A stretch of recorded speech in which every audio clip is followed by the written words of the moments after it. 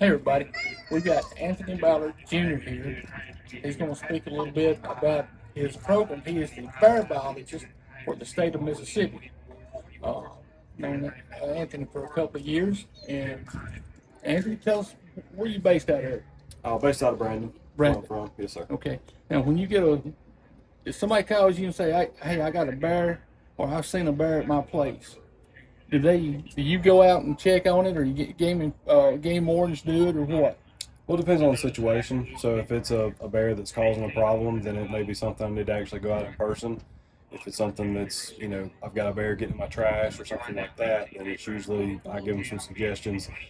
Put your trash up, lock your pet food away, that kind of thing. Because most of the time it's a food source, and I Okay. can just kind of help them over the phone. So it really kind of depends on the situation. And say the last year or so, have y'all had to relocate any bears? We don't relocate bears. That's a pretty common question that we get. And the reason for that is, Tennessee is a good case study for this. They did a big study where they put GPS collars and tracked the movements of bears that they had relocated. And about two-thirds of those bears ended up finding their way back to where they came from, and a good majority of the ones that didn't got killed in the process. So usually got killed. Okay. And the simple reality is it just doesn't work because bears have a really good home ability, Right. and they can get right back to where they got trapped. And so even if they didn't, so going back to that example of the bear causing the problem, if that was the case, I hadn't solved the problem. I've just moved it to somebody else because now it's somebody else's problem. And Okay. so we don't relocate bears at all. All right. Well, that's good to know. Now, you've got a you've got a Facebook page on bears, Mississippi Bears or whatever. Mississippi black bears. Yep. Mississippi Black Bears. And if I'm not mistaken, you've got a tool on there that can show where some of the bears have been located in the past. Is that right? Well, we have a link. A lot of times I'll link to our website, so mdwfp.com, and then you go to the Black Bear program, and there's a tab there where you can report a black bear observation, or you can look at where the observations have been, and it displays it on a map. Okay. And so that's people say, where have bears been seen? Has there been bears seen in this particular county? And that's where we'll direct them. The beginning of Mississippi black bears, it was originally called Mississippi Black Bear Photos. And kind of the thought there was not everybody, maybe somebody that doesn't, is not as computer savvy or doesn't want to spend the time to answer all the questions that it asks on our website. Everybody wants you to see their game camera pictures. Right. And so the idea was there, maybe we could catch some sightings that are happening that are not being reported to our website. And what it sort of evolved into was we were doing a lot of research in Southwest Mississippi. Don't know as many people down there, don't have as many contacts to, to catch bears and stuff for research.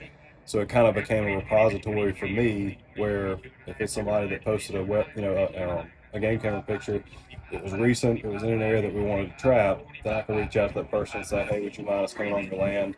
And it actually helped us get a lot of properties that we otherwise wouldn't have known about, to actually go and be able to conduct our research there. Okay. So if anybody thinks they've got a black bear problem or got a black bear on their property and they not sure if it's been tagged or transmitter collar or whatever put on it, they can get in contact with you and y'all can take the process on from there. Yeah, Right. we've had a lot of, and the reason we do that is to track movements. The whole overall goal of this is to try to get a good population estimate updated to where we are now because our original estimate is pretty old now. Right. So that's the whole, the push behind this research, the collaring that we're doing, the DNA that we're collecting, and all that is an effort to get a better representation of how many bears we have out there and where they are. Okay. Right now, where is our biggest bear population at?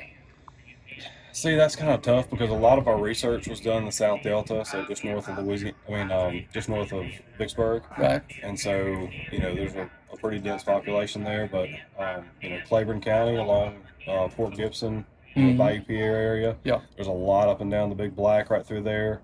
There's even some in the Pascagoula River, basin down in southeast Mississippi. And then, around the Woodville area, Wilkinson County, there's a lot down there too. Okay. Really all up and down the river, and then kind of southeast part of the state as well. Okay. Well, that's pretty good. Anything you'd like to say besides me asking you questions? Well, we're so talking about the research. We're trying to get some more collars out. I've got 10 more collars that are going to be done being made and being shipped to us probably the latter part of March. Okay. And so I don't know when this will actually go out, but once the weather starts to warm up and we're done with our den checks, that'll be another thing that we'll start to do is trying to trap in southeast Mississippi. Yep. So if anybody in southeast Mississippi has some property that has bears that they see pretty often and want to be a part of the research, then tell them to reach out to me. Okay. Either through our website or through the Facebook group. Okay. Sound like one? I appreciate that. No problem. Enjoyed it.